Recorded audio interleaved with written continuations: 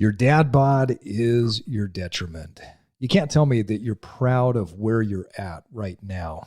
In fact, I've never met a man that didn't want more, didn't want better. The lies, the excuses that you tell yourself, let's be honest, they have to stop. It's time you commit. It's time you decide to live in the body that will express your highest self. Today's guest not only decided to burn away his dad bod, but to do so by committing to something that is so big, it almost seems a bit crazy. Welcome to the Evolve Podcast. Evolve your body, evolve your mind, evolve your soul, and evolve your tribe. And now it's time to disrupt. And with that, folks, we want to welcome you to another episode of the Evolve Podcast. Joining me with his special triathlete shirt on from Oberlin, Ohio, the most interesting man that I know is W. Miles Riley. Welcome, Miles. Thanks, Steve. Thank you. And lost somewhere in the mountains of Utah, I am Steve Cutler. Folks, we're really excited because today's guest is probably the first TikToker that I've ever reached out to. Max Valverde, you popped up on my TikTok feed as Dadbod Goes Pro, and I absolutely loved what I saw.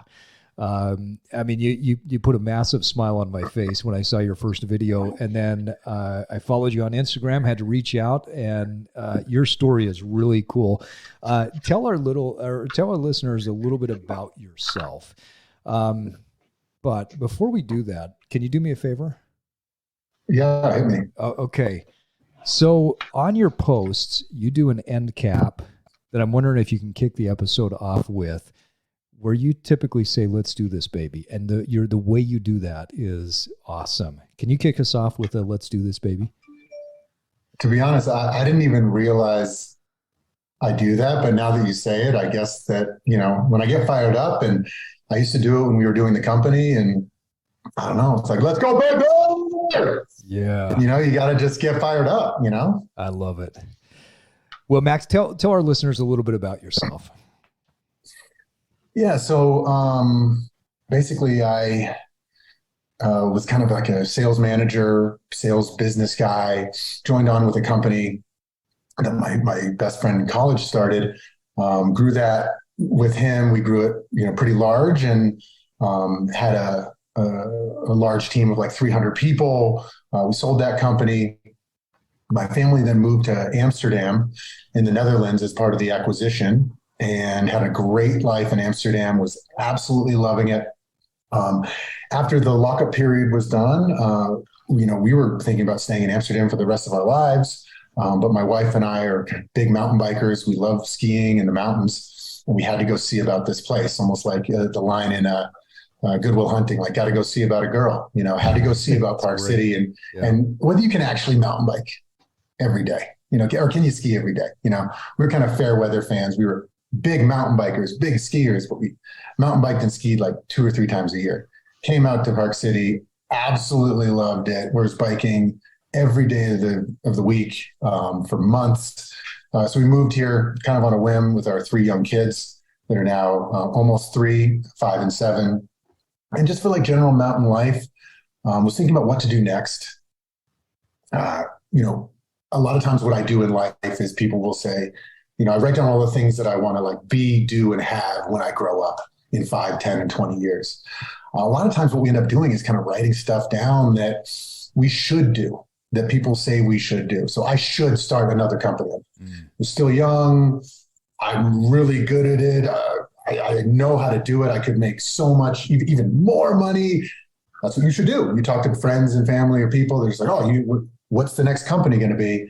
And I almost went down that road, but I wasn't burnt out per se, but at the time I was the CEO. When I left the company, Fair Harbor, we had like 550 employees. It's just a lot on your brain to be responsible for that amount of people. And I just kind of wasn't feeling it. Almost started a private equity firm here in Park City while mountain biking and skiing a lot. And then someone's like, "Yeah, we're skinning up the mountain," which is a sport that I picked up here. I had never done it before, where, for those who don't know, skinning or backcountry skiing or SkiMo, ski mountaineering, you skin up the mountain. So you ski uphill with skins underneath your skis. They're almost like felt carpety things that have glue on one side and kind of carpet on the other almost. So you can walk up the mountain. At the top, you rip the skins off, transition your boots and bindings, and then ski down. So it's a very relaxed, chill sport, super fun. And one of our good friends in Park City is like, it's going to be in the Olympics for the first time in 2026. This is right at my crossroads where I was trying to think about what to do next. And then my kind of psycho brain started thinking like, I'll do this to myself, put little like seeds, little inceptions to kind of mess me up for the future. And I was like, well, if my family's life depended on it, I know that I could make the Olympic team at 41. So then I let that sit for like 2 or 3 weeks, and I would think about it every night, never telling anybody, just kind of thinking like, wow. So I really do believe that I could do that if my family's life depended on it. So what does that mean? I don't have intrinsic motivation myself to be able to do that for myself. Interesting. So then I started looking into what the training regimen would be like. And it's basically like a ton of low heart rate stuff, but a lot of volume. And there's an inspirational speed skater named Niels van der Poel, who was a good speed skater, but then won 2 golds at the last Olympics by putting in 35 hours a week on the bike. Insane, almost all low heart rate stuff. So I started thinking, what would happen? I'm in this unique situation. We had a company exit, super fortunate to be able to choose whatever we do for the next many years. I've never really had this opportunity to kind of devote myself to sport. I was a decent athlete in high school, captain of like basketball and football teams, and I played tennis, but I wasn't like a freak athlete. I was like Rudy, had to work really hard and, was still just barely starting on the football and basketball team. But I was like, what happens if I trained like Niels van der Poel, got up to 30 hours a week, 35 hours a week? What would happen? And what does that training look like? And it looked like a lot of fun playing in the mountains, a lot of mountain biking, a lot of skiing.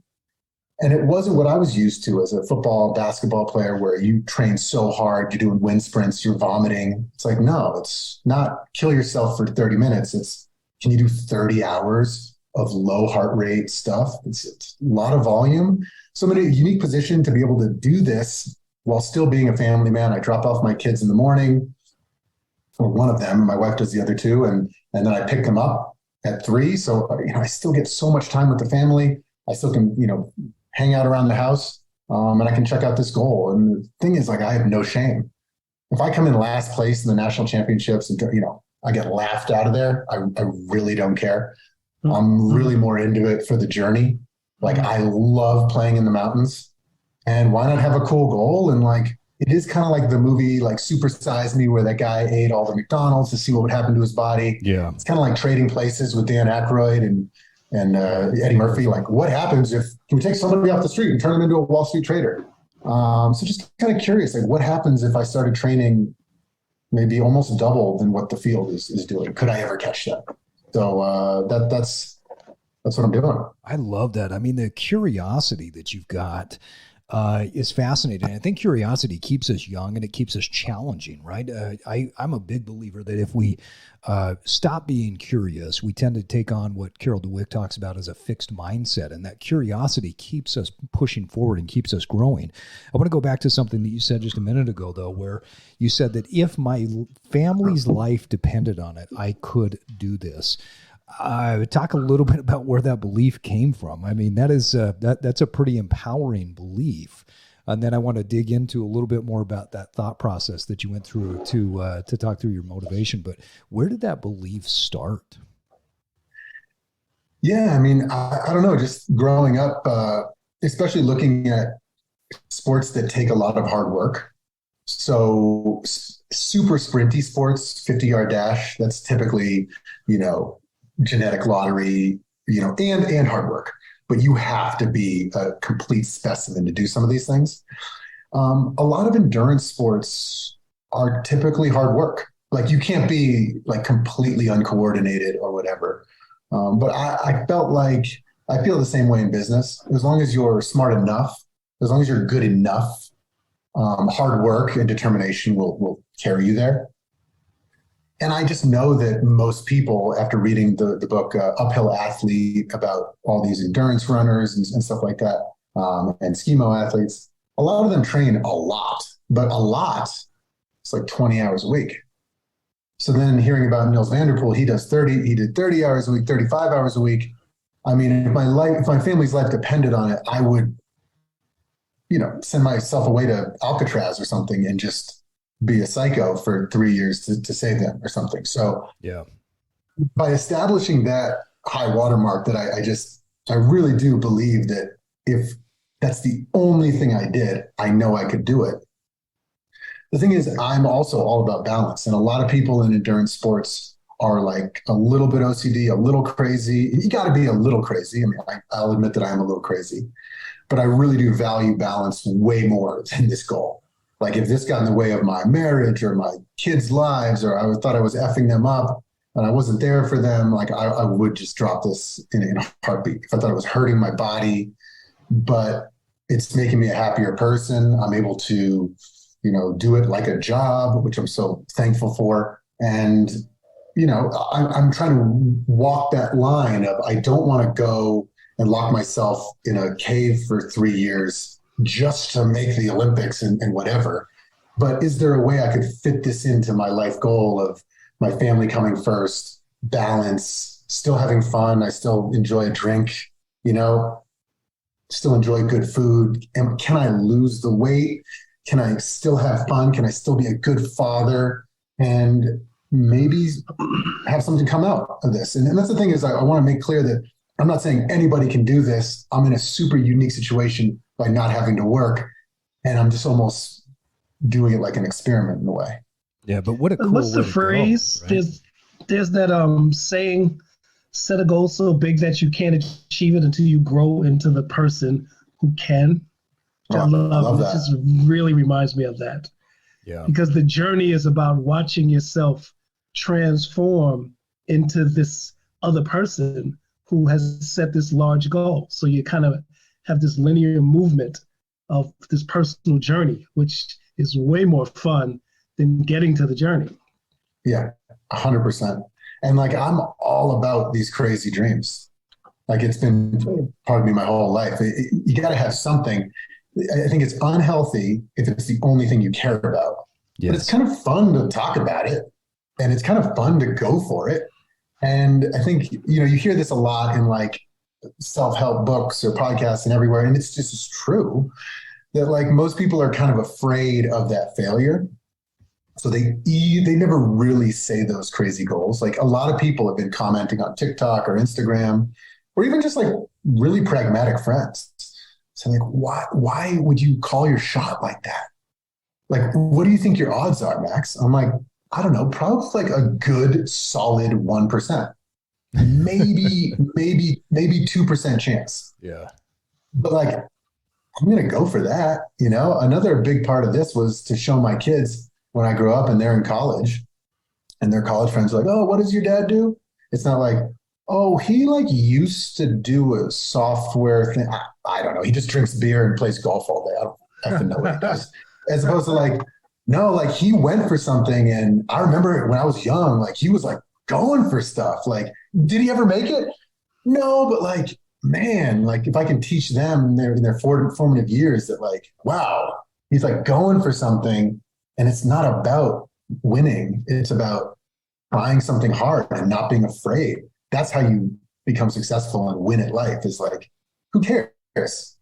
Yeah, like, nobody's going to remember. Everybody's laughing at me. It doesn't matter. Yeah, nobody's going to remember your failures. They only remember your successes. And I think one of the really cool things about your story, Max, I mean, you remind me a lot of my good friend Ken Zylstra, who we had on episode 36. And Ken had an opportunity where there was a period of his life where he was transitioning from a previous role with a company into something else. And he said, hey, I'm going to do this race that they do every year. He'd been thinking about it for probably a decade or more. And so he rode from Canada all the way down to Mexico. And he'd been talking about it for a long time and just said, I'm going to call my shot, just kind of like what you're doing, and I'm going to go do it. And there's a lot of value to that. But it's funny that too many people look at something like that and they want to be critical. They want to be practical. They want to be, all of those words to say, don't do this. You're going to hurt yourself. They're going to come up with excuses for you almost. How do you continue on with your path in the midst of all of those talking heads? Maybe they're even well-meaning, right? But they're still talking heads telling you that. How do you stay on course? Great question. And I think about it a decent amount. Well, first of all, I always try to empathize with people. That's why I think I was like decent at sales, is like I really just think about it from their perspective, because they're right. When people on TikTok or Instagram say, these endurance sports take years of time to build an aerobic base. Like if you were a cross-country runner in high school and then in your 30s, you did 10 years of professional running. Like that's insane to be able to catch up to that. On a logical standpoint, what I say in my head and sometimes respond is like, yes, but no one's ever trained the volume that I'm going to be training. So it's kind of like a tortoise and the hare. Could I ever catch up?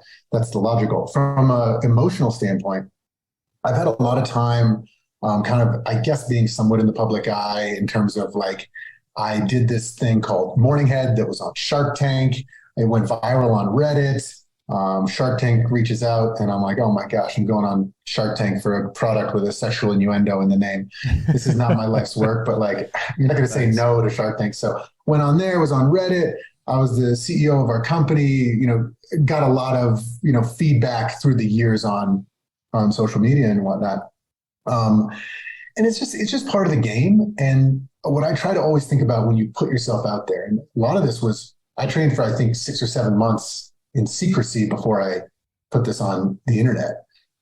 It's just kind of thinking and being ready to catch those sort of negative comments and understanding that people are just coming from their position. If someone's going to make a nasty comment about my teeth or something, it's like that poor guy or is probably just like really sad and angry and like, who cares? Like, poor guy, Yeah. If someone's like knocking my thing saying that you have no chance of doing this, well, they're just being practical, because I have close to, if you rounded 1%, it'd round down to 0. And so if you were going to bet money on it, I do have no chance. But that's the thing, is I don't need those people to help me keep going on my mission. And so something I do, and I did it during the company and everything, I believe everything is always unclosing. So when you close a deal with the client, it's going to be unclosing. The minute you get off the phone, they're starting to kind of have second guessing it. That's human nature. And I think about that with myself. I chose to go on this journey. I had a long conversation with my wife. I'm going to give this a shot for a couple of weeks, then a couple of months. I'm going to see. Now I'm going for a year. If it keeps going, maybe I'll keep going for the next couple of years. But it's really just reselling yourself at every opportunity. This morning I woke up at 5:10. I'm like exhausted. I'm cold. I can't even imagine climbing up a mountain. I checked the forecast. It's snowing. But it's for me, it's reselling myself. There's a lot of people who are more disciplined than me. I'm more of a motivated person that needs to get psyched up. And my coach tells me often, like, discipline will win every day of the week to motivation. With that said, I know who I am, and I'm a person that needs to get pumped up. So I have to kind of resell myself every day before every workout. Actually, today, after the first interval, I was smoked. I was dry heaving at the top of the mountain. I had 3 more to do. You just kind of resell. Why am I doing this? Okay, here's why I'm doing this. And sort of reselling myself. So I don't need the outside motivation. I'm doing this for myself. I'm doing it for my family. I'm doing it for the dads out there who have the same sort of questions about their own life. I'm doing it for them. I'm doing it for the people who support what I'm doing. A little hate out there, I mean, that's normal, and I'm ready for it. So that doesn't catch me off guard. Yeah, I love that, because you're talking about the preparation psychologically that I think anybody has to go through when they want to take on a challenge in life, and then constantly coming back to the reason. What is the why? Why are you doing it? Because what was it? There was a verse, I think, that said that if you have a strong enough why, you can live with anyone. Right? I believe Viktor Frankl said that in Man's Search for Meaning. But I've found over the years that if you have several whys, you can pretty much live with whatever you have to do, but sometimes you have to remind yourself of that why. I want to go back to set an example for your kids. Something that I think about often, you know, as a 46-year-old dad of now teenagers and 20-year-olds, I don't want them to look at me and say, hey, dad gave up in his 40s. I want him to look and say that he was pushing and he was continuing to go in his 50s, 60s, 70s, 80s, whatever. Talk a little bit about what's happening right now. I know you've got younger kids. What do they think about this? I mean, they're still young. They're 3, 5, and 7. I mean, they're excited about it. I don't even know if they really remember me being CEO of a company. They're kind of too young to even understand that. What they see is they see me working hard every day.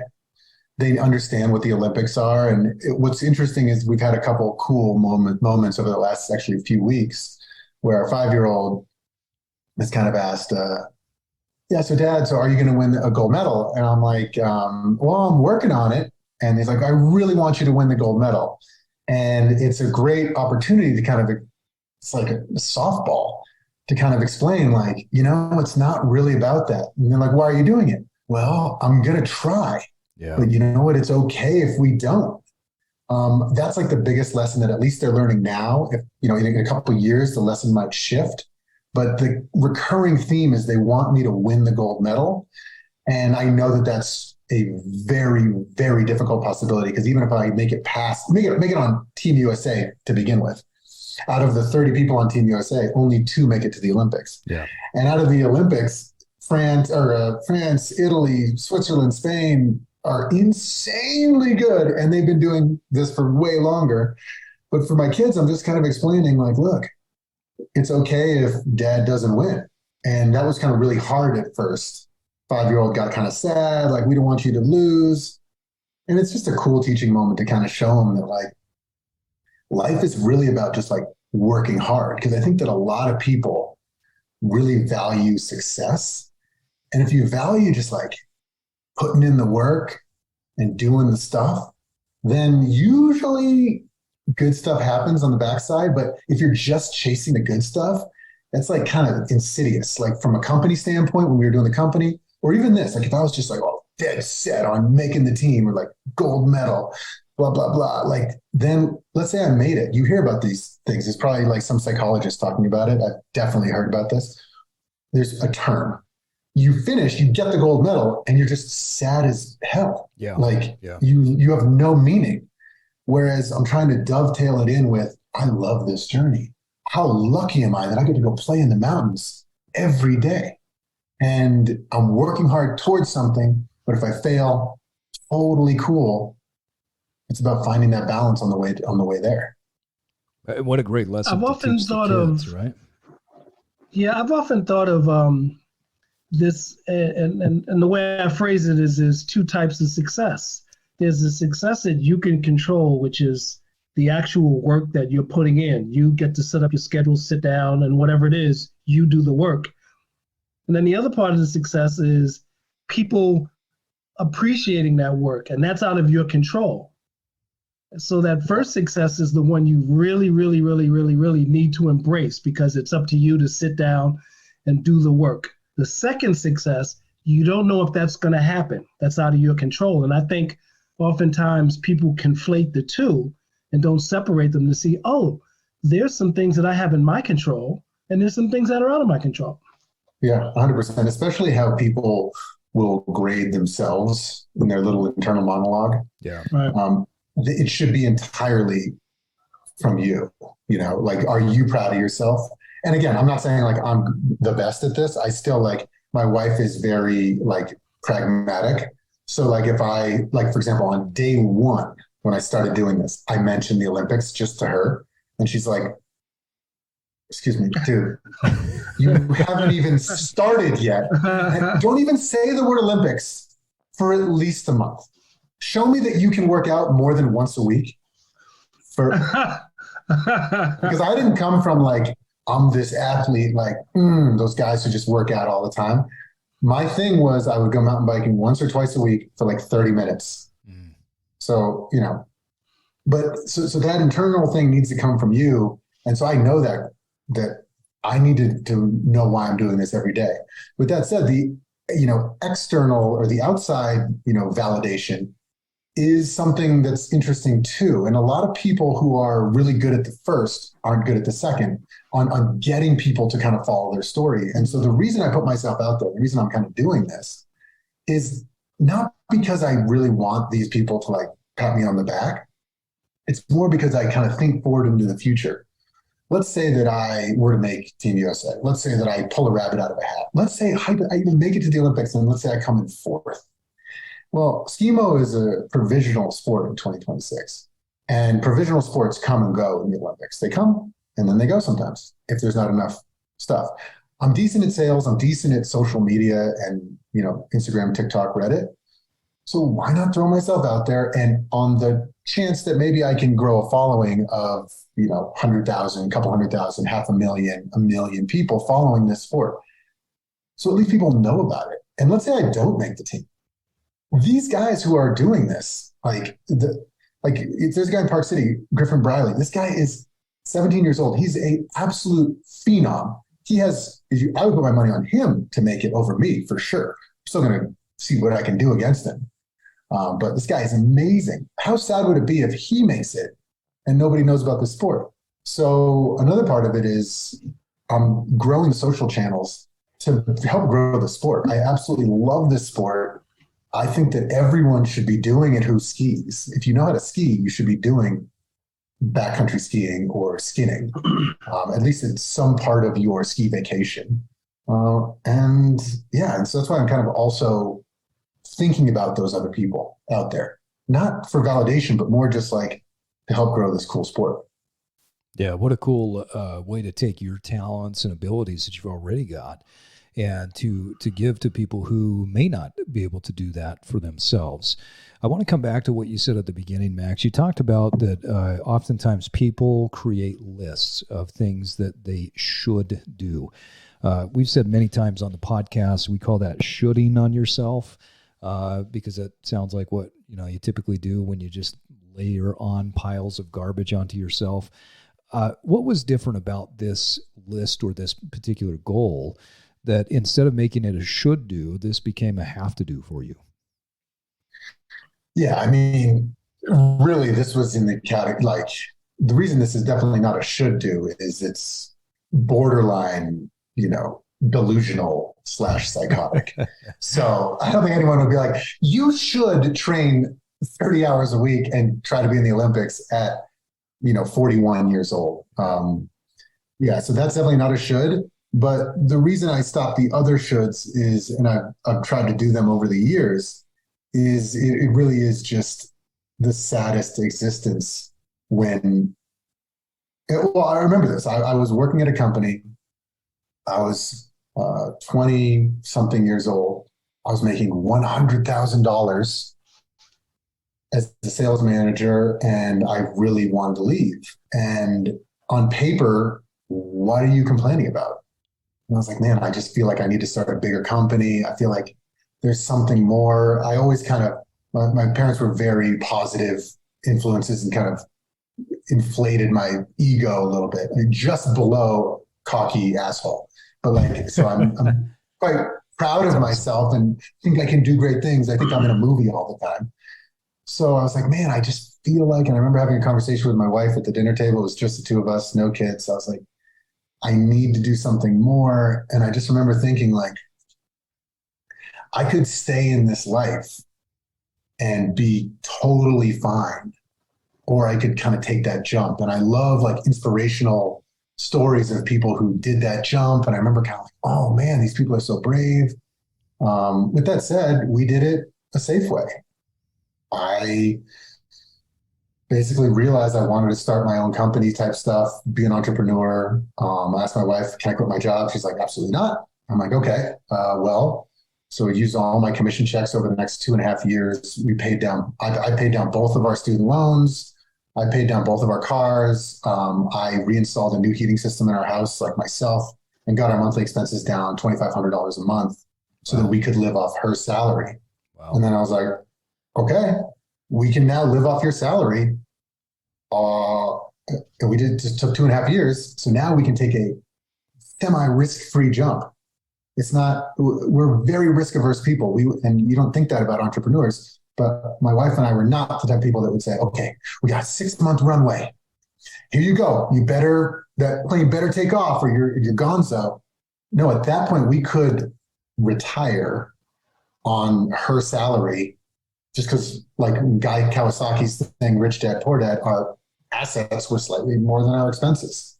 So I was like, okay, well, I can leave my good job and go for something. And if it takes more than 6 months, it takes more than 6 months. If it takes 6 years, it takes 6 years. But it was kind of a risk-free, stress-free way to take that jump. What a great way to think about it. I love how you said that oftentimes people think of entrepreneurs or people who take these big jumps as very risky.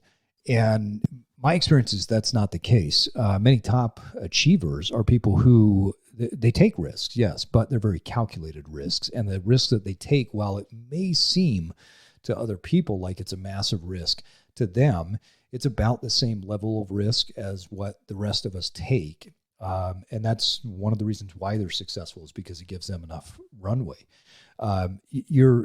When you're talking about the Olympics and you're talking about this idea of like taking a jump, it makes me think of my friend Jake Gibb, who he was on episode 4 with us, and he took a risk at one point and said, hey, I think I could play beach volleyball and do this professionally. So he left Utah, went to California, went all in, had a successful career with it, and made it to the Olympics, I want to say 4 or 5 times. Much like you, though, he had these conversations with his kids over and over again about that, hey, it's about, the hard work that you put in.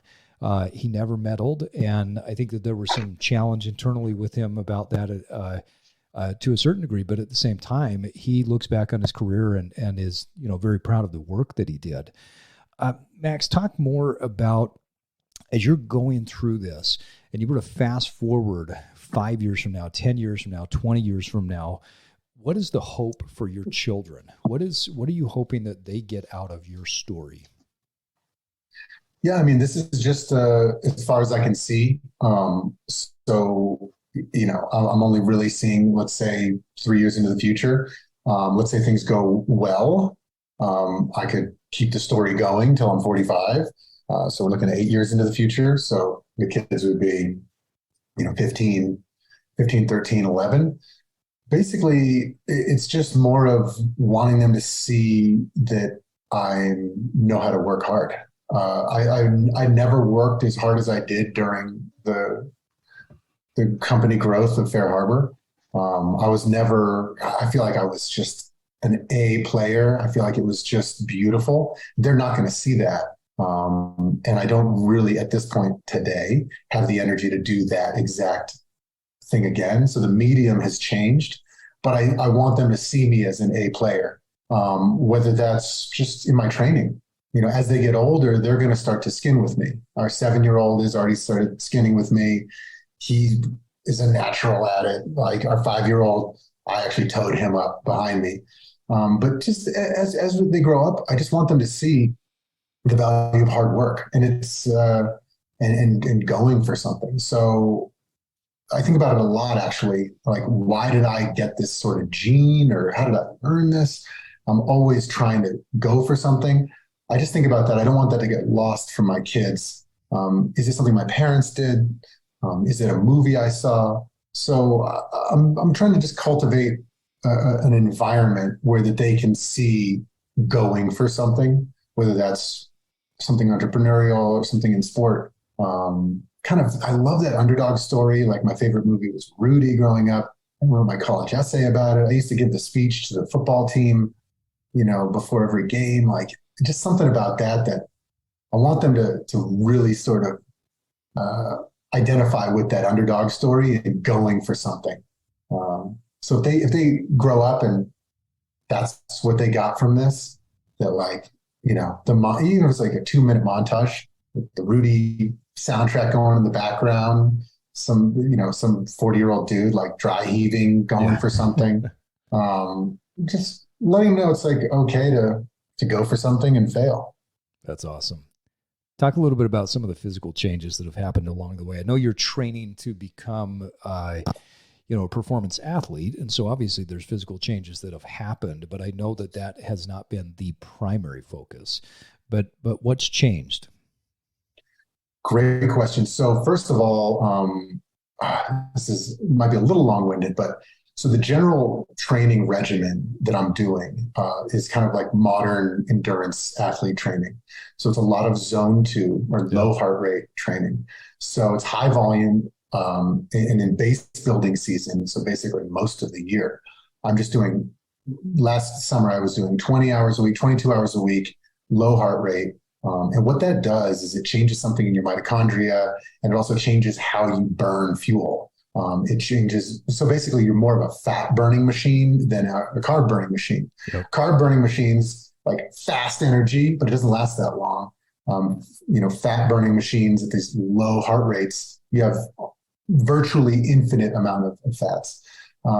So it was very strange. And if you read some of the literature on zone 2 training, you're going to get slower before you get faster. So if you remember last year, I said that I was mountain biking twice a week for like 30 minutes. I was going all out, redlining 2 times 30 minutes. So I was pretty fast. I was a fast mountain biker for those 20 minutes, 30 minutes. Then completely stopped going fast. My body just gets used to going slow, but long. What it did is it aided in my recovery. So last year, if I went out twice for 30 minutes, if I went 4 times for 30 minutes, I would be completely exhausted, dead. Then I did about 7 months of zone 2 training with 20 hours a week. And I didn't feel that much faster. I did some of the same Strava segments as the year before. Like 10 seconds faster on a 5-minute thing. It wasn't that much faster. What did happen was my recovery was insane. So what happened was, if I sprinted for 1 minute last year, all out, redlining, dry heaving at the top of the mountain last year, I'd be smoked for like 15 to 20 minutes. And then I'd feel that for like 2 days, just from that 1 minute of redlining and dry heaving. Now, if I redline and dry heave and I'm almost throwing up at the top, can't even see, my heart rate is back to baseline in like a minute or a minute and a half. And I'm just like totally fine, ready to do it again. So the general strategy of like what I'm going for is build a massive aerobic base so that during specific season and threshold season, which is I'm in right now, I'm doing intervals 5 days a week with 3.5 hours of low heart rate after. So I'm doing about 30 to 40 minutes of like kill yourself work. And then 3.5 hours after of like slow. But what's happening is I'm not smoked at all. This morning I was dry heaving up the mountain. Like would have killed me for a month last year. And now I'm back because supposedly when you do high intensity threshold work, it can't really build forever. You have like a 2-3 month period where like you cash in what you did for the whole year. So I build up this aerobic base for a whole year. Now I'm going to go to the bank, cash it in for a couple months, kill myself. How fast can I do those intervals? How fast can I recover in between? And that's good. And that sends signal to my muscles that, okay, this guy can recover well and the muscles grow better. So after this season, I'll go back into aerobic base building through the whole summer. My base will build at that point because supposedly the only thing you can build on is the aerobic base. Right. The threshold and speed work is like short term, like cash it in, see what you got. Because otherwise you just the muscles start to just die or something like that. In addition, like general weight loss. Do you want to jump in, Steve? No, I love what you're saying. I mean, you're talking about something that I think is really impactful for people. I just, the only point I would make here is this is the science of it, right? When you're talking about the mitochondria, when you're doing zone 2 work, you're essentially bringing, mitochondrial density. So you're putting more mitochondria into the muscle, which means that your muscle has more of these powerhouse in order to work. But you're going to get worse before you get better. And far too many people, when they start on any type of plan or program, they start to go backwards and they're like, oh, okay, it's not working, and they give up. But what you're discussing, I absolutely love, because when I was working with athletes previously, they got it. But my general population would always push back against me and say, oh yeah, no, I'm going backwards. This isn't working. And I would say, no, you got to think about it in terms of seasons, because you're right. You build that aerobic base and your anaerobic threshold, your lactate threshold, those things are going to go up slightly over time, but really it's about that zone 2 work. So I cannot emphasize that enough, that this is, you're preaching to the right things here. For every man out there that needs to hear it, they've got to stick with it, right? Well, 100%. A lot of the comments I'm getting, are from like, I wouldn't say non-athletes. They're relatively athletic people who work out and are on Strava and stuff. And a lot of the questions are around zone 2 and how can they do it? Well, let's say you have it in your life where you were me last year. You mountain bike or go running twice a week, 30 minutes. That's not bad. That's like solid. How can you add zone 2 work? If you have the luxury of having a job that has like Zoom meetings or phone calls, I used to think walking was for chumps. If you're not dry heaving, if you're not sweating your ass off, you're not working. It's not even worth it. My wife used to try to get me to go for walks. I'm like, what's the point? Let's just sit and talk. It's the same thing. But walking is in zone 2 or zone 1.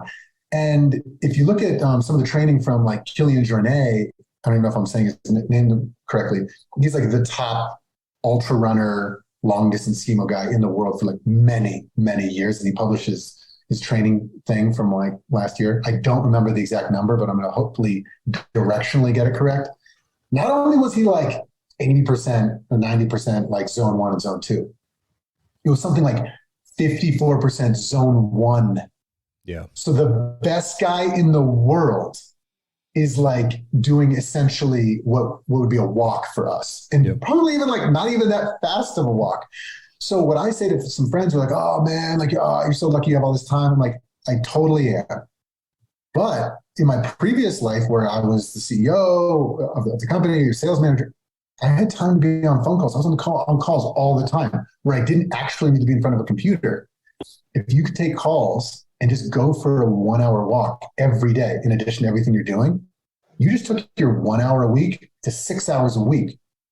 If you can walk for 2 hours a day, it's insane what will happen. Let's say you run an hour-long 10K, which is, I'd say, relatively fast for an average human being. Yeah. So you run an hour-long 10K and you run twice a week for 20 minutes, 30 minutes. If you were to walk for 2 hours a day while you're on a phone call, that thing would crater down to like 47 minutes just from adding the walking, which is so counterintuitive to what I grew up on with basketball and football. Yeah. So yeah, I'm super stoked on zone 2 because all that 22 hours a week, at the beginning, my zone 2 was so slow that if there was any sort of grade in that I couldn't run, my heart rate would spike into zone 3. I had to walk. And there were times where even on flat ground, my jog would creep into zone 3. And my coach would yell at me like, bro, you're spending too much time in zone 3. Not the right signal. Walk if you have to. So for like the first few months, my zone 2 was a fast walk, but I was walking around, training 20 hours a week. And then it just starts to come and it's insane, the recovery. Like even just like, for example, I was a solid mountain biker. I could get into the top 10% on Strava last year. If I ran up 2 flights of stairs, totally winded, like for at least 15 seconds, 20 seconds. Now I'm like, wait a minute, I'm never winded going up these stairs. Like, and yeah, I'm training like a friggin' savage, but a lot of it was just walking around, but super high volume. Well, and you think about that for men out there, and you referenced back to when you were CEO or running the sales division. I mean, how many people when they get home from work, whether it's 5, 6, 7, 8, 9 o'clock at night, then just go to the couch and they sit and they've got time to watch television or they've got time to just waste on social media. You get out and you go for a walk, finish up dinner, go for a 30-minute walk, go for a 20-minute walk. I mean, that compounds over time. it's amazing what that does to build this overall base. And then what happens vis-a-vis the walking in the zone 2 cardio, now you start to drop the body fat because your body becomes more efficient at burning fat. And as you just referenced, you're not getting winded going up the stairs, which I think is always funny. You see these guys that go to the gym and they don't do any zone 2 cardio, and yet they have a hard time walking up the stairs because they're not doing any of that. But the body fat starts to drop. Now, you've made a fairly significant physique transformation at this point. The body fat has dropped. Where were you before and where are you at now? So I was at about like 200, 205. I'm 6 feet tall. So I was like 200, 205. Just from doing a lot of this walking around, hiking around, mountain biking around in zone 2, exclusively zone 2. I dropped down to like 185. Wow. Added some muscle too. Then I plateaued at 185 for a while. I need to get down to, this is like freakishly thin because when you're moving up a mountain, like uphill, weight is so important. Like think about it from a mountain biking standpoint or road cycling, like 1 pound is worth $5,000 in gear. Yeah. So it makes a ton of sense. I'm at 178, 179 right now. To drop those last 7 pounds was really difficult because this is getting into a little bit of the nutrition science of what I'm doing, but to put in this amount of volume on a weekly basis, like you have to eat enough carbs. You obviously need your macros of protein as well, so the muscles build, but carbs can make you, if you don't have carbs, you don't have enough, glycogen in your glycogen stores, you will bonk out. Yeah.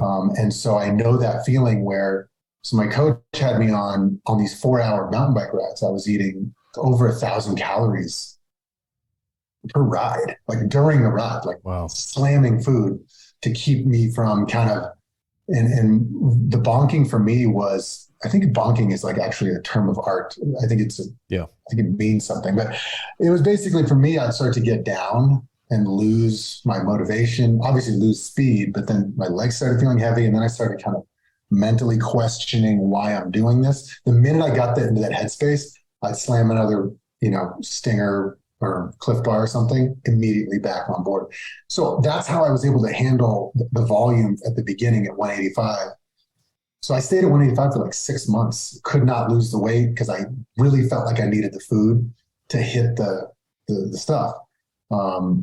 What happened was I was able to, I think my zone 2 started creeping up. We proved that with a lactate test, that my zone 2 started to change. And I started to kind of be a little bit more fat adapted after about 6, 7, 8 months. Started eating a little bit less, still topping up my glycogen stores in the morning, eating something like a banana, oatmeal, sugary, carby in the morning. Maybe always have it with me if I need it, but see until I started feeling weird. If I didn't feel weird, I could make it to the end of the workout and then add more carbs to backfill for the next day. And I really, my coach and my plan was to eat around my workout. So I work out in a 5-2 schedule, just Monday through Friday. So I eat Monday through Friday, a good amount of carbs around the exercise. The hardest thing is like not eating a lot on the weekends. That's when we get together with friends. That's when, typically beers would flow a little bit more. Yeah. So that was always hard, but I try to really thin it out on Saturday, especially because I don't really need it. I already backfilled the glycogen stores Friday night.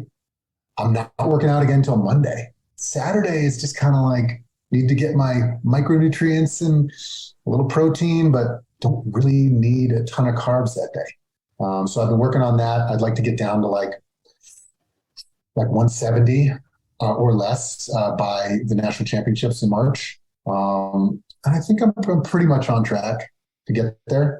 But everyone says it, and it's so true. The last few pounds, always very difficult to drop. Yeah, no doubt about it. But you bring up a couple of really interesting points, Max, when you're talking about that you got retested. It's so important. I'm such a huge fan of testing relative to whatever it is that you want to accomplish. If you want to increase your strength, you got to test that. If you want to lose your body fat, you got to test that. If you want to improve your base or your lactate threshold or whatever it is, just testing and retesting is critical, because we say we know our body, but the reality is psychologically we think we know until it adapts, and then we keep saying, well, why isn't it working? Why isn't it working? And what I've seen far too many weekend warrior type athletes do is they say, well, that's just how my body is. Well, that's not how your body is. Your body's already adapted. So now retest and then adjust your program based on what your testing tells you. I don't care if you're going for the Olympics or if you just want to lose a little bit of weight. Testing and retesting, I think, is critical. Max, now, most of our listeners are not going to take on a massive goal like you've got right now. But there are people out there that do have a goal. They have something that they want to accomplish. For that man that is maybe just looking to lose 20 or 30 pounds and set a better example for his kids, what's some advice that you could pass along to him? Yeah, I mean, I think the biggest thing is, one, being kind to yourself and being aware of who you are. So I love food, and I would even call myself like a food addict. I never really got more than 220 pounds because I think knowledge is power. We always watched The Biggest Loser. Yeah. Always kind of knew what we were doing. So it's kind of like, I think everybody knows it when they do the things that they shouldn't be doing, eating the things they shouldn't be eating. If you don't know about it and you're kind of like doing it with eyes wide shut, that's the most insidious thing at the beginning. So you got to get rid of that. You got to like be aware of what you're doing. If I'm going to slam an entire king size bag of Doritos, like, just know what you're doing. Like, I love this. I need this right now. And you just do it. You don't try to tell yourself that it's corn, so it's fine. You just got to know what you're doing. I think that's the first thing, is just knowing what the heck is going on, whether that's food, whether that's, parenting, whether that's drinking, whatever it is. So just being aware of what you're into and what your pitfalls are. Like for me, it's like being around friends, and like when there's really good appetizers around and the foods aren't measured or whatever, I'm going to slam an entire tray of 7-layer dip. I'll eat the whole thing. That's awesome. And people, they still are like, you're training so much. How are you still 185 pounds, 190 pounds? They're like, you must be 140. Like, no, dude, I would just slam food. So first of all, it's just like knowing who you are and being aware of it.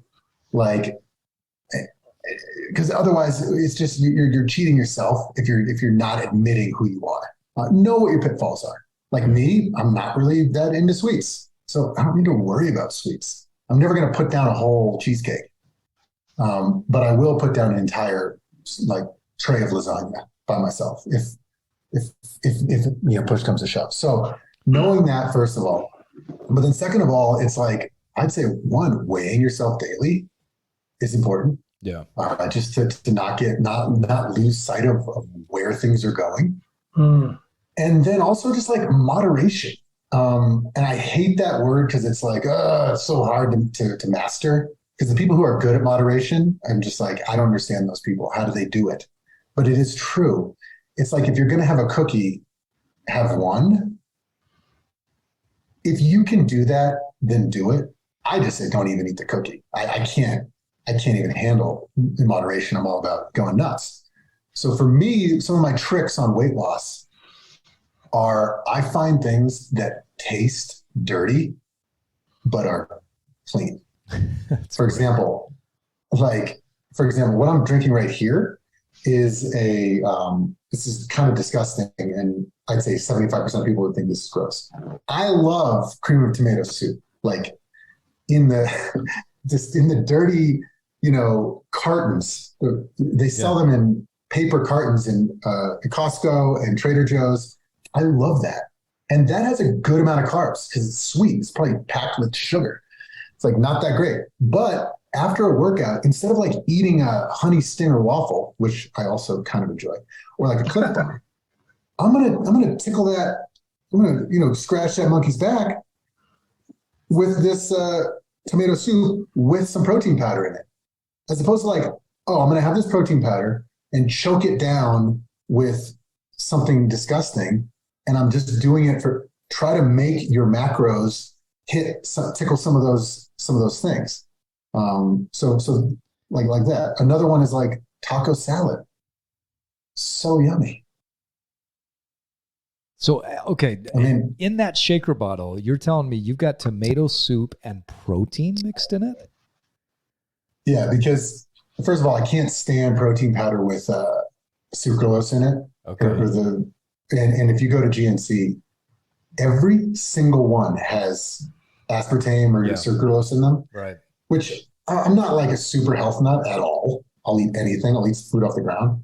But I don't really I hate the taste of that. Okay. And it can't be good for you. So the one I get flavorless protein powder from GNC, and instead of just like putting it in a coffee, which tastes horrible too because there's no sugar in it. Yeah. I don't really care for sugar. I'm the opposite of a sweet tooth. I love this tomato soup. So I just kind of sneak some of the protein powder, which is basically, made from milk product anyway. It's cream and tomato, sneak it in there. My wife can't watch. I got to do it. I got to tell her to look the other way. But then I just feel like I ate something like super dirty, but this was only like 350 calories, and I got my carbs backfilled, and I hit my protein, and I'm like partying all the way to the 7-layer dip party. I mean, I'm walking on sunshine here. That's awesome. Like another one I do is I get sugar-free beef jerky. It's basically pure protein. Yeah. There's like no fat in it either. Yeah. So instead of like choking down protein powder, there's so much protein in these sugar-free beef jerkies. If you just need protein, hit it with that. So I think it's like, especially like a lot of, not to be, do gender stereotypes, but at least in our family, and I'd say often, if this is men listening out there, if your wife or partner does the majority of the shopping, maybe you need to get on board, at least like take part in the planning of the purchasing, or go take over for a little bit and get some stuff that works for you. And it's the same thing with being eyes wide open. Like, otherwise it's too hard. If you're going to eat like super caloric enriched, like normal American trash, you can only eat this much. Yeah. And if you're a savage like me that wants to eat like a wildebeest, you need to find stuff that hits what you're going for. And for me, typically, at least for the training, I need to have high protein, high carbs, low fat, low calories whenever possible. So that's what my goal is. Yours could be a different one, but then go find stuff that makes you pumped up to eat, because dieting sucks and food is amazing. So when you find something, like my wife makes this deconstructed egg roll, it's like ground lean pork, cabbage, soy sauce, like mirin, or not even mirin, some vinegar or something.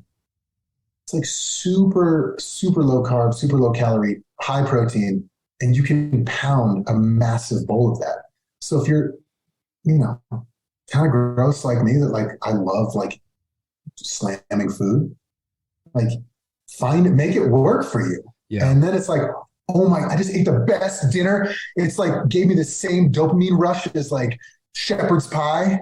And I ate this much, but it was 480 calories, and I slammed a bunch of protein. I feel amazing, and I'm happy. Well, and I felt like I got away with something. That's the key, right? You know yourself, and you know what you want, and so you're creating these strategies that are going to work for you. I'm the same way. I know where so for me, it's primarily sweets, but every once in a while, I feel like I just need to feast, because I work out a lot. I move a lot. I don't like to just sit around. In fact, when we started this podcast 2+ years ago, I used to sit at a desk. My desk is now raised up so that I can stand, because I just have a hard time not moving. But that means that I've got to have my nutrition work for me. And so, tilapia is super low calorie, super high protein, and I can load up my plate with tilapia. Sometimes I'm eating 12, 13, 14, 15 ounces of tilapia in one sitting. And I feel like I'm just feasting. And it takes me a long time to eat my meal But when I'm done with that, I think, man, I just feasted, and the calories were pretty low. The protein was really high. Another tactic that I use, like you, where you find your little things that just work for you. I love a good London fog tea. So Earl Grey mixed with typically what they mix it with is milk. But I'll take a little bit of heavy cream because I tend to eat a lot more low carb. I don't do a lot of endurance work nowadays. And so I tend to eat more low carb, but I'll take a little bit of heavy cream, put it in there, blend that up. And then to get some of the sweetness, I found this liquid vanilla stevia that gives me the right amount of sweetness with really no calories. And that is the perfect combination. I drink that at night before I go to bed. And I'm off in La La Land. It feels amazing. So knowing what you like, that awareness piece, I absolutely love that, because you're talking about a high degree of self-honesty and then self-kindness, not saying, well, I shouldn't do this or I shouldn't do that. No, just find a way to make it all work. Fat piece of shit. You don't eat this stuff. It's like, no. Right. Like, that's not sustainable. That's how you do it for a week, do it for 2 weeks, do it for 3 weeks. And then it's like, this sucks. Yeah. That's not fun. It's like, no. I love food. I'm going to pound food. You know, how do I figure that out? And I love the tea thing. I do the same thing with black coffee, whereas I used to do coffee with all this stuff in it. And then I was like, wait a minute. Oh man, that's like 250 calories of coffee. I'm having like 4 coffees a day. And it's like, oh, one last little trick here, guys. It's like finding things. If you're a creature of habit, so I will sometimes eat the same thing for lunch for like a year or something, you know. So if you can find little sneaky things to shave stuff out, like I'm a mayonnaise hog. I would like drink mayonnaise out of a straw. So if the straw was wide enough to suck through the viscosity, like mayo is so good, and I don't understand people who don't like it. But I started looking at how much I was putting on my sandwich every day that I eat every day. It's like 100 calories. Yeah. Look at mustard, the equivalent of amount of mustard, which I don't really like as much, but hey, people do it. People like it. Was like 20 calories. So it's like 80 calories, and let's just for round numbers, let's say it's 100 calories that I shaved off there. 100 calories, you know, that round number that people say 3,500 calories is a pound of weight loss. Yep. But 35 days just from taking the mayo off, I'm going to lose a pound. Sweet. Do it. Yeah. Like if I have like, a beer, 2 beers a night, let's say, or a beer a night, let's say 100 calories is the delta between a whiskey and a beer. So the beer is an extra 100 calories. Not super, like I like beer a little bit more than whiskey, but I love whiskey too. So it's like, oh, look, 1 whiskey a night instead of 1 beer. Yeah. That's another pound a month. Yeah. And it's like, whoa, I'm not really sacrificing that much. So then I try to like find these little savings. Oh, I always put oat milk in my coffee, 50 calories. Every 2 months, pound. Yep. Easy. Yep. And I'm not like doing some crash diet. I'm still like having my good sandwich, drinking my coffee, getting my caffeine high. Yeah, I love that. It really is those simple changes that people make over time that lead to the long-term results. Max, we're coming up on our time, but I wanted to get a few more questions in. Just a little bit more about your life and some of the things that you've learned. What is it that you feel like over the past, let's say you've been doing this for a year, right? Yeah. What's the most impactful thing that you've learned over the last year?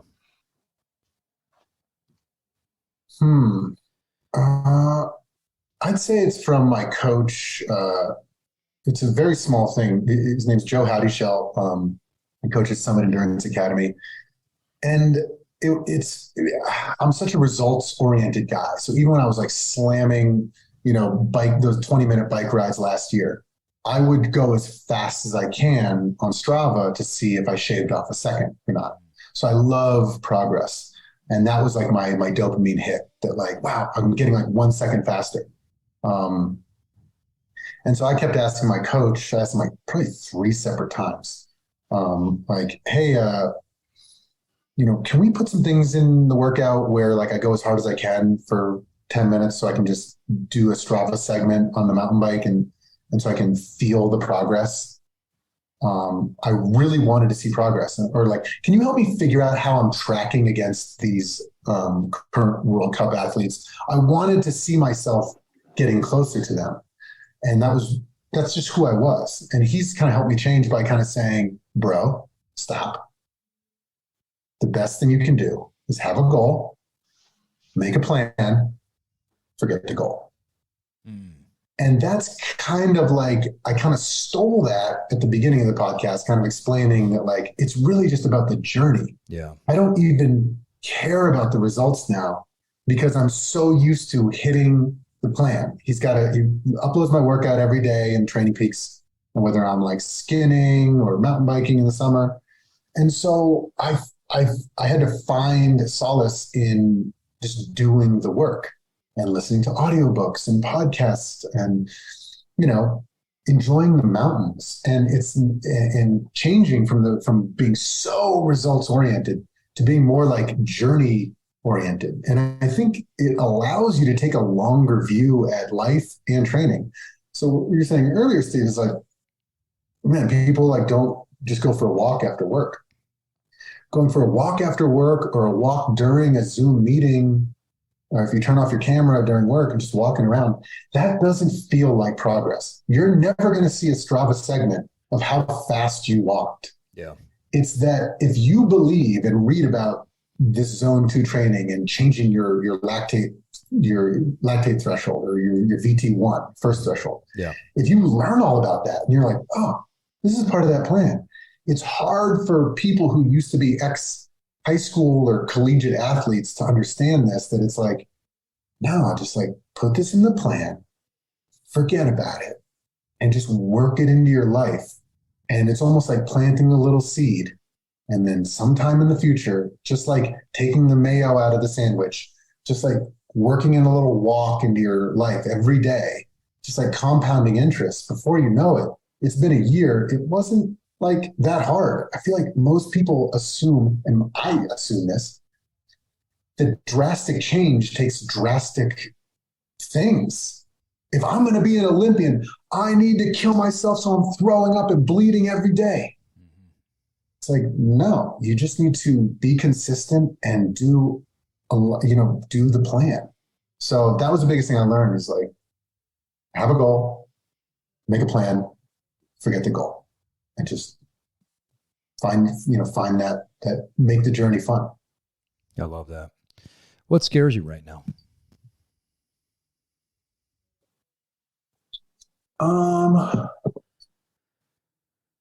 Nothing really. I guess what scares me is avalanches.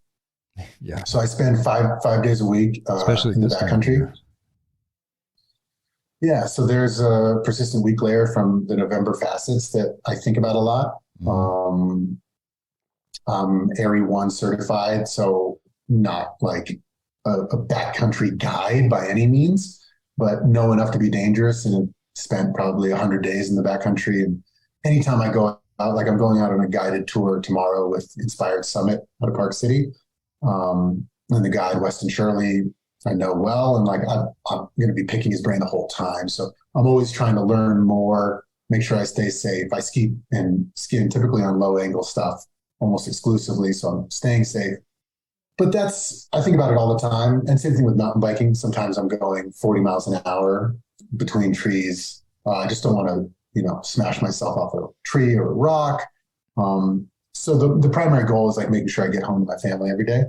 So when I go out into the backcountry, like yesterday, I was beneath avalanche terrain, but the avalanche danger risk was moderate, which means human triggered avalanches are likely or possible, but natural are unlikely. So I try to keep myself safe out there, but avalanches are scary. And I make myself think about it every day. I picture getting buried, because when you get buried, unless you die of trauma, you get buried for 10 to 20 minutes before you pass out. So you got 10 to 20 minutes locked in concrete to think about your life before you die. Yeah. So I think about that every day, like what that feeling would be like to be locked in an avalanche before I were to die. So I make myself think about that, scares me to all hell so that I don't ever take any risks and come back every day. Great perspective. What are you most proud of right now? I'd say my kids and my relationship with them and my parenting, and obviously, my relationship with my wife as well. But I'm most proud of my relationship with my kids and how I've approached that and how I'll continue to approach it. Just putting them first, and I picture who I'm going to be to them as we grow up, as a friend, as a father, and I just think about it every day. And I'm on track, and I'm excited about that and where it's continuing to go. Yeah, that's beautiful. Well, Max, thanks so much for joining us today. What an amazing story and what an amazing journey that you are going on. And I'm excited to watch you go through this. And one of these days, I got to come up there and see if I can skin with you. I've actually never done that before. I've skied my entire life. I grew up here in the mountains of Utah. I snowboard now regularly, but I have never skinned. But it's been on my bucket list. So now you've inspired me. I got to come up and see if I can keep up with you, at least for the first 10 feet. Yeah, but you know what? My zone 2 is probably right in your zone 3. So your heart will just be a little bit higher, but I train super slow, and I got an extra split board if you can snowboard with it too. Awesome. But everyone who comes to visit, I take them skinning, and it's like everyone says, what the heck? Why isn't this massive? I feel like it's like mountain biking in the 1980s. Oh, yeah. It's about to blow up. It's just amazing. If you go on a ski trip, pepper it in one day. Yeah. So, yeah. Okay. Looking forward to it. I'm going to text you. We'll get together. Well, folks, and on that note, it is time for us to wrap up another Evolve podcast. We want to thank our guest, Max Valverde, for joining us today, and my co-host, W. Miles Riley. Max, what's the best place for people to follow your journey? Where do you want them to go? You can go on Instagram or TikTok. My handle is at Dadbod Goes Pro. And yeah, that's where I post daily content on stories or other sort of videos or tips and tricks on backcountry skiing, about my journey, about being a father, losing weight through training, the whole nine. So yeah, feel free to follow if you want to see what's up. Awesome. And I loved how your daughter had to say hi on one of your recent stories while you guys were driving in the car and you were going to drop her off. So that was cool. For sure. Well, thanks again for joining us. And hey, remember, folks, it does take time and consistency to evolve. But first, you have to disrupt your life. And now it's time for you to get out there and evolve. Thank you for listening to this episode of the Evolve Podcast. Follow us on your favorite podcast app. And if you haven't done so, please give us a rating. As an independent podcast, it really helps us get more reach. This podcast is part of our mission to help millions of people evolve into the best versions of themselves. Please check out our coaching services at evolve-cast.com or pick up some of our Evolve merch. Until next time, keep evolving.